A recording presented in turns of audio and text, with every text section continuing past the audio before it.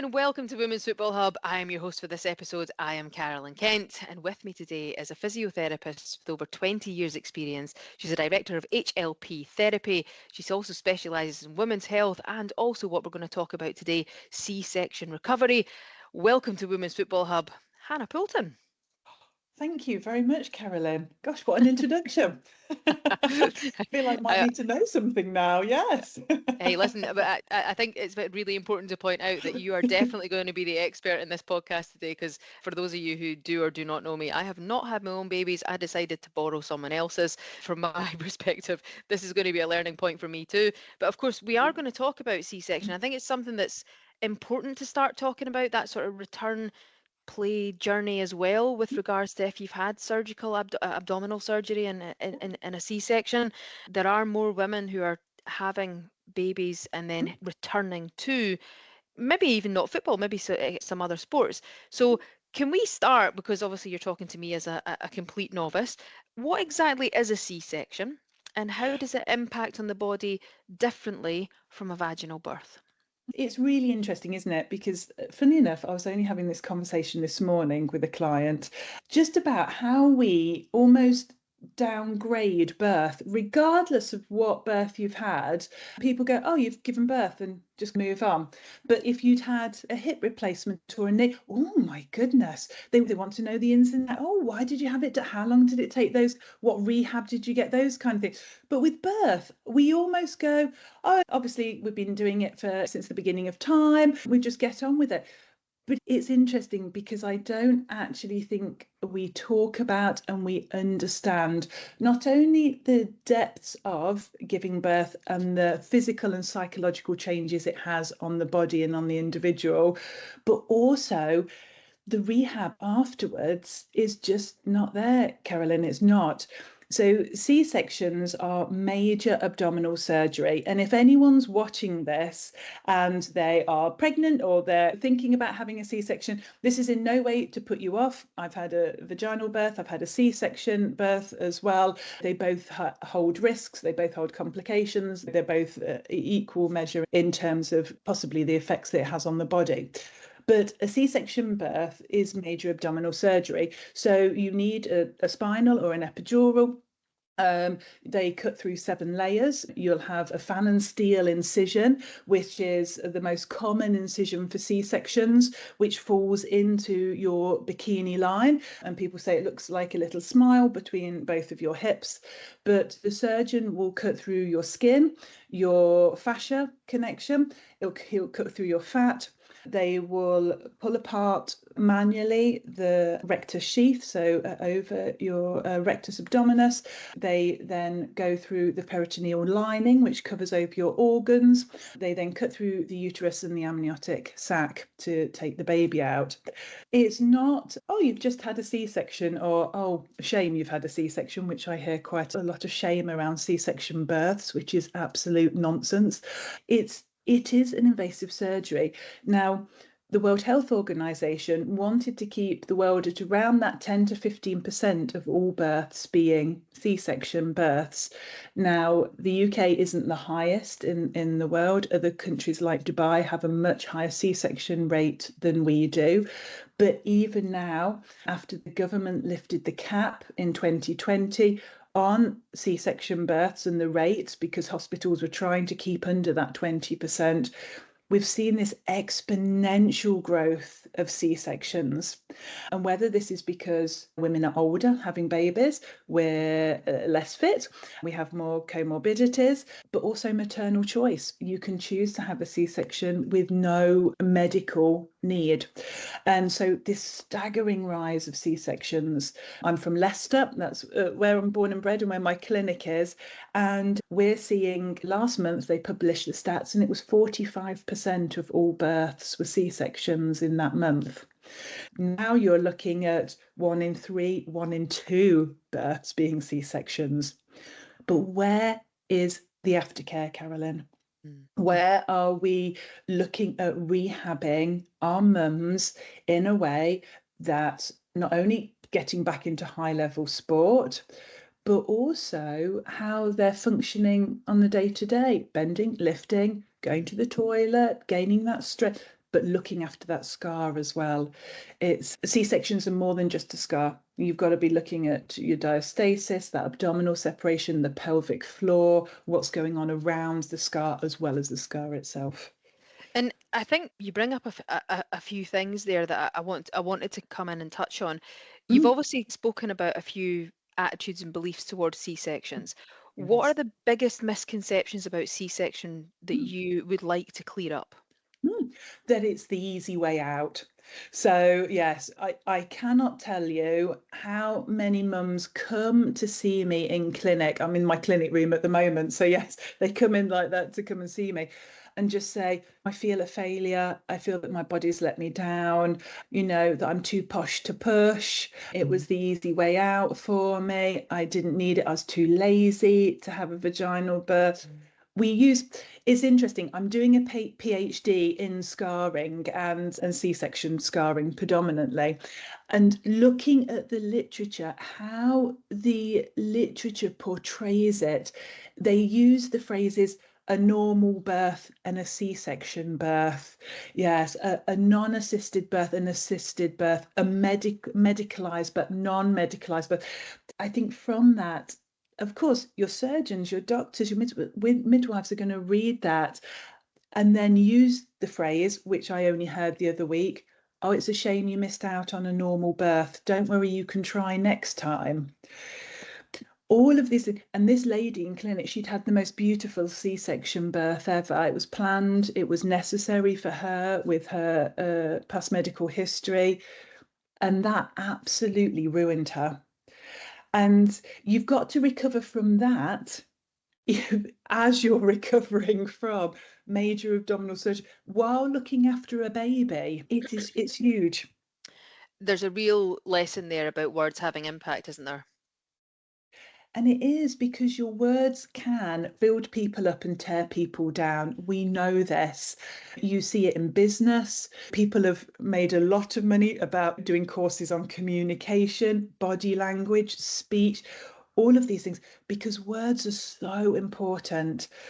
I do think I've been in physio for 23 years now, and a lot has changed over that time. And I spent 17 years in the NHS as a clinical lead for physio before setting up HLP therapy. But I wanted to set up something where communication was paramount, that you've got two of these and one of these. You listen, first of all, before you speak. It's a very old fashioned saying, but I think it's really important because your words do carry weight. And especially in the context of what we're talking about today, you'll have mums that are desperate to get back into high level sport, quick, dynamic movements. And I'm all about getting mums back into what they want to do. But then you also have to acknowledge that it is major surgery. It does take a little bit longer in some cases. You've got to work on that core, that breath work, the pelvic floor, all of this. But then the mums in high level sport have that pressure. You've got to get back into sports or into your job. It's a lot. I think it's the pressure on mums now is getting more and more evident.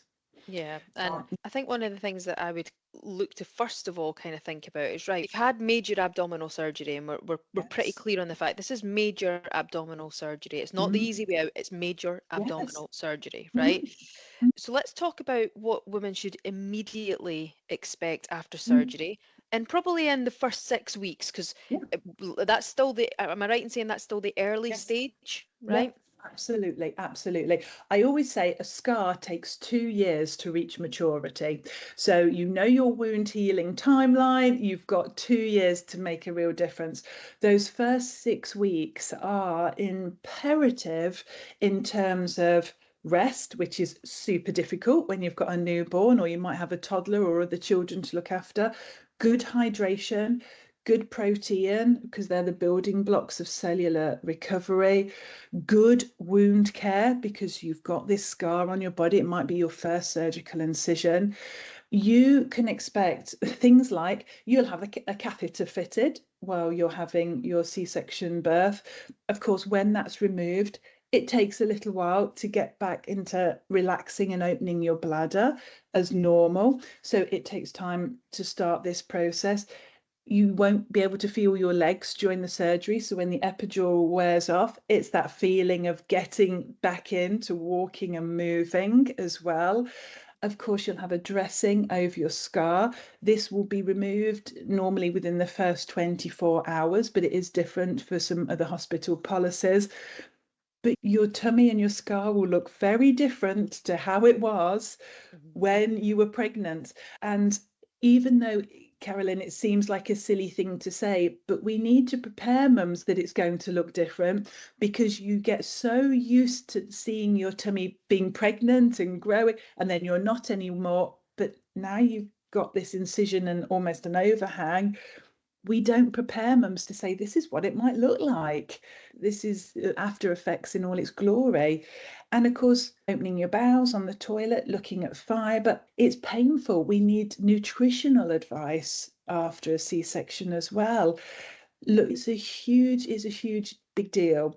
It is the number one surgery in the world, and the only surgery where you're given a baby at the end of it to look after as part of your recovery. That, do you know what? See, you just say that it's the number Mm. one surgery in the world, and which Mm. makes sense because we make up 51% of the population. Yes, yeah. Less when you take into account some things that happens to females in other countries. But one of the things that I'm listening to there is, again, words have impact. The psychological side of the recovery from surgery when your body has changed, and you're probably dealing with an influx of several hormones that are going to have Yes. impact there.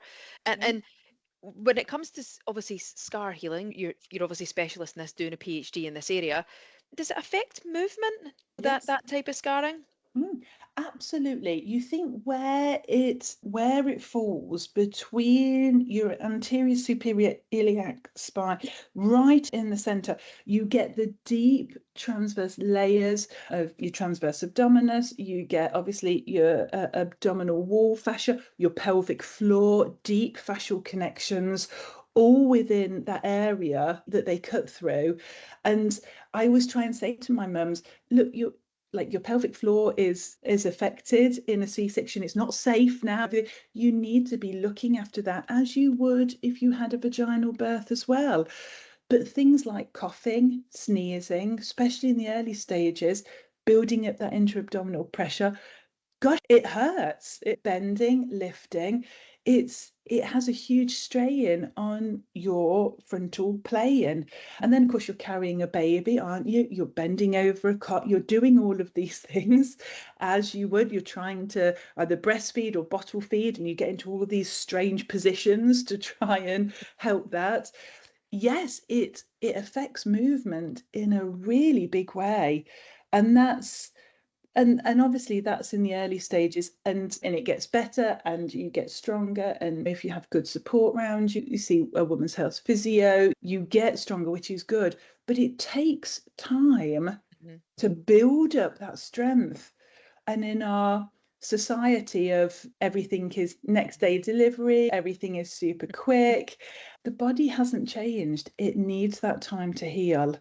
And I think the pressure on mums, heal quickly, look good, get back to what you're doing, you can have it all now, I think is a big tricky thing, because everything comes at a price.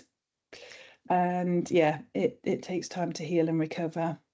And I think it's always important to remember, and I don't think I'm actually going to stop saying this, that it is major abdominal surgery. And Yes, I yeah. think, and I know mums that have obviously struggled with that because they have been struggling to lift the Yes. baby, carry the baby. Yes. It's just, for anybody that's maybe been through a C-section and maybe Mm. struggling a little bit, are there Yes. common sort of complications, or maybe what we would call in medical terminology red Mm. flags, or things that you would think that needs to be seen?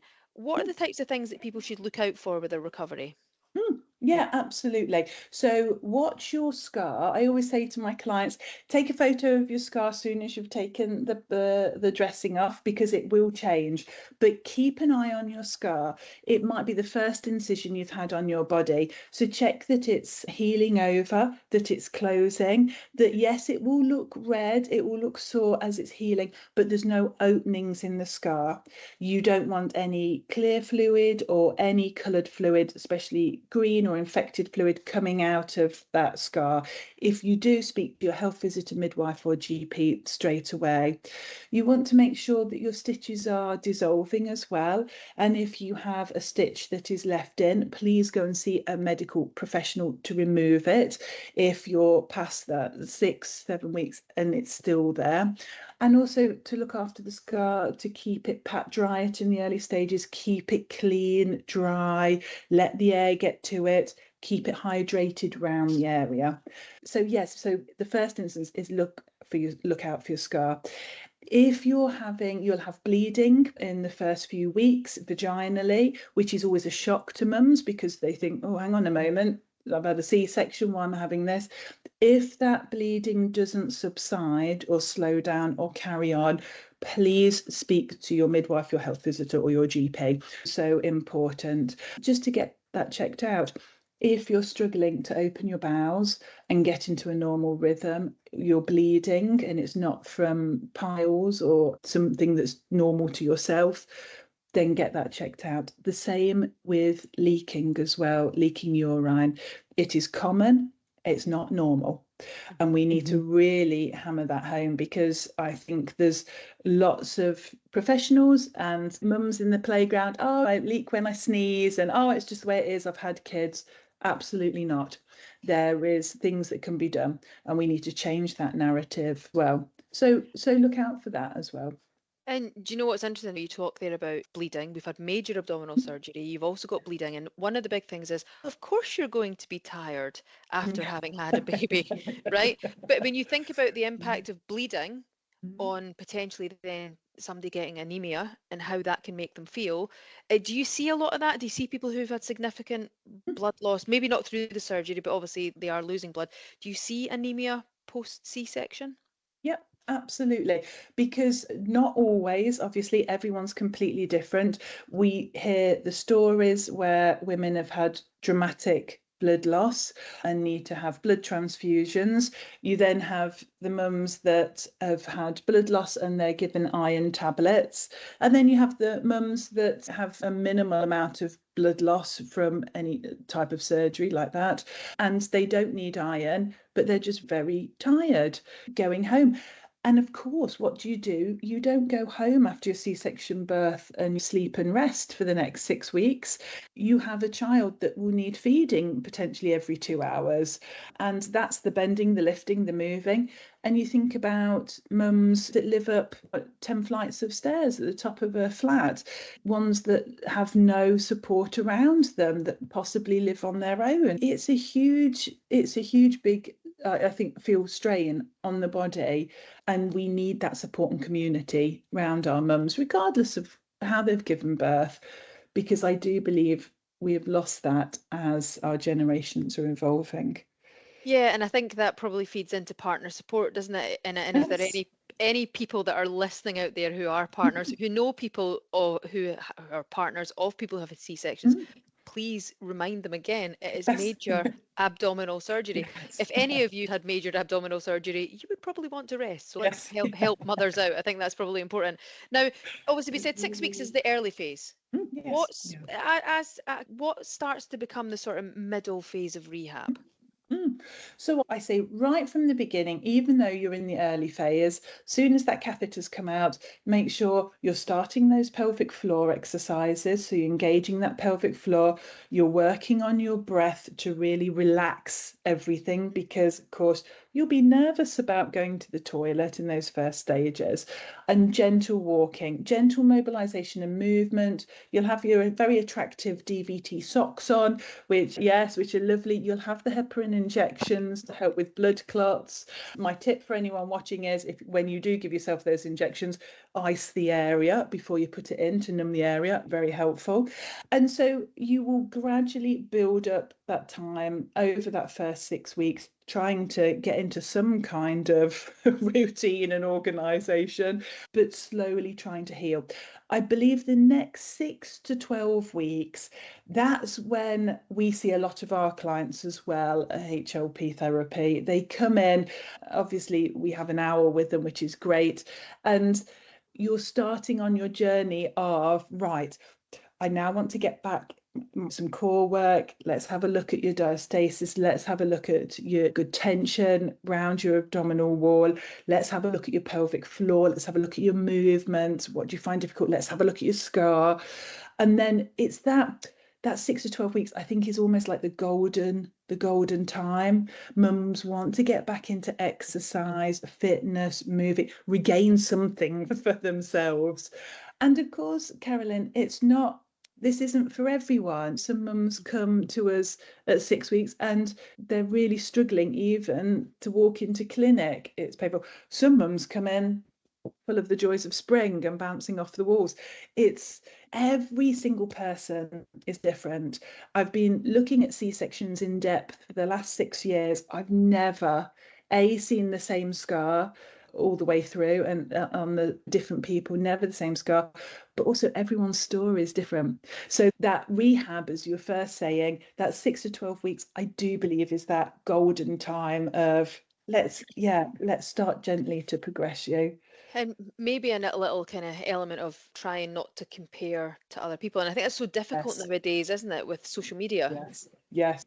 It's the number one thing we say in clinic, because you'll get mums now within their antenatal groups and their breastfeeding groups and things like that going, oh my gosh, her scar was so good. Oh, she's already returned to running. I can't get off the sofa. And I always say, look, if you broke your arm and I broke my arm, would you say it's a competition of who could rehab the quickest? No, we'll be completely different in how we feel pain, how that impacts us, scarring.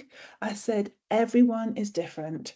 And in terms of scarring, we can't turn off scarring. We need the body to scar, to heal and close, but everyone will scar and heal differently. You'll get those raised hypertrophic keloid scars on some people, and some people have those lovely flat scars that blend into the skin. And that is down on genetics and how your makeup is and just how you scar. It's fascinating, but the comparison of mums and what they should be doing. I should be better by now. I should be doing this. I'm the Mm, caregiver. I have things to do, mm, and yeah. let's talk about, because obviously one of the things I'm hearing at the moment is people working in clubs, not professional clubs, recreational sort of clubs, who are seeing their first ever pregnant Yeah. player for the first time, right? Yes. And I think this is going to be something that becomes more common and more common, that Yeah. we're going to have players that will have babies and then return to sport. So Yes. what are the kind of sort of things that you would look out for, saying to somebody you're ready to start thinking, I don't mean to return to matches, but even just return to start building yourself up to playing again? What would be the things that you would tell them to think about? Mm. So is this after they've had their C-section birth and they've come and they want to come back? After C-section, they're through that kind of golden stage. Yeah, What would you start to say to them? yeah, absolutely. I always say everyone will come out of giving birth deconditioned. I don't care if you're an Olympic athlete or you've never done a day's exercise in your life, you will come out deconditioned, and it takes time to build that up. So, around that 6 to 12 weeks, especially, if you want to return back to doing something that you love, build up the time doing it. It sounds very old fashioned, maybe, and not quick like in today's society, but it's so important. Work on that core, work on that breath, work on the pelvic floor, start doing the exercises that and strengthening that you will be using in that sport. If balance is an issue, you working on that balance. If core strength is an issue, we're going to slowly start to build that up. And I think it's so important to get those foundations as you then move back into the sport you love. Because of course you've had your baby, you might be in a high level club playing football. You might just want to get back to football that you just enjoy on a recreational basis. The same rules apply. You take your time, you build up that couch to 5K, build up that tolerance again, your exercise, and ease yourself in. And I think for any physios out there who are doing return to sport rehab, Mhm. perhaps as well, maybe thinking about what does the sport look like, what do they Yes. need to do, what's Yes. the hardest thing they need to do, Mm, and then plan it backwards from there until you're yes. eventually at your basic exercises. Because I think that's a really nice tip sometimes for physios Mm, to, rather than, oh, where are you now, how can I increase the yeah. exercises, start at the end, Yes. work your way backwards, and Yeah. that way you've got your early, middle, and late stage rehab. Yes. It seemed to work for me, and I'm a very simple Mm. person. So let me ask you this then, Keep it right? simple. When it comes to coaches and clubs, how Yeah. can they best support players? Now, if we're talking about recreational players returning to play, coaches and clubs, how can they best support those players after childbirth? Mm, absolutely. So everything that we've said, so when the mum comes back and she wants to get back into, yeah, let's say football for example, the coaches can support by keep almost tailoring her back. Don't expect her to be going on and playing 60 minutes straight off. Do it in increments and build that up. Check her strength, check her range of movement before she's going on. Check how she's feeling emotionally and physically. Check, are you well hydrated, rested? Those kind of things.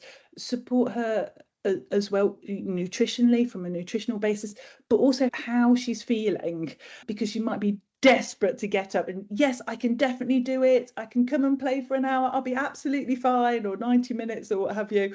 But actually it's that building that up. So Mm. almost a bit like the couch to 5k where you run a bit, you stop it, you rest. It's that same, getting back onto the pitch, you're going to build up that time with them so they're not going in for the full 90 minutes.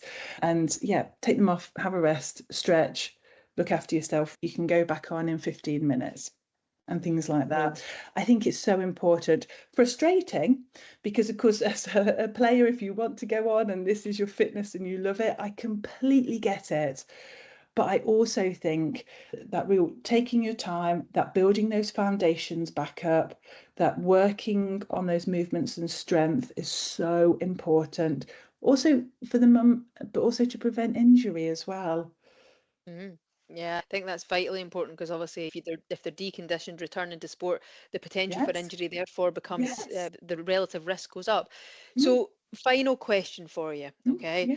If you had a top tip or piece of advice for women returning after C-section, what would it be? Do your research, take your time, don't compare, build yourself up as you can build yourself up. Don't look at what anyone else is doing.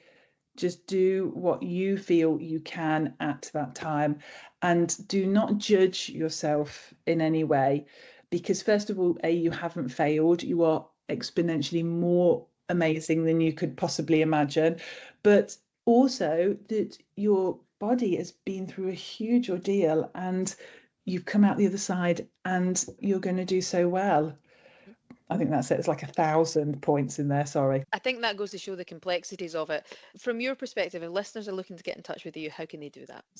Oh, lovely. You can follow me on my Instagram, which is HLP Therapy. I've got a YouTube page, which is the same. I've got a website that we've got blogs about return to running and pelvic floor, scar massage on there as well. Yes, you can. Yeah, if you just type in HLP Therapy and physio something, I hopefully I'll come up. If my website lady's done a job, I think so. I'll have to test it now. I've never tested it. But yeah, we give loads of information on our social media for free because we want to make sure there's good evidence-based research that is coming out, because of course social media is flooded with information that's not strictly true.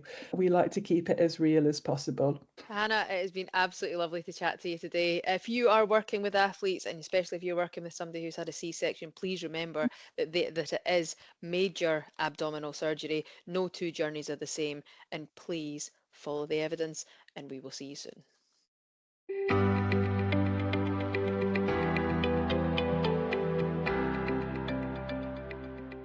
Thank you for listening to Women's Football Hub. The information within this podcast is for informational purposes only. No material on this podcast is intended to be a substitute for medical advice, diagnosis, or treatment.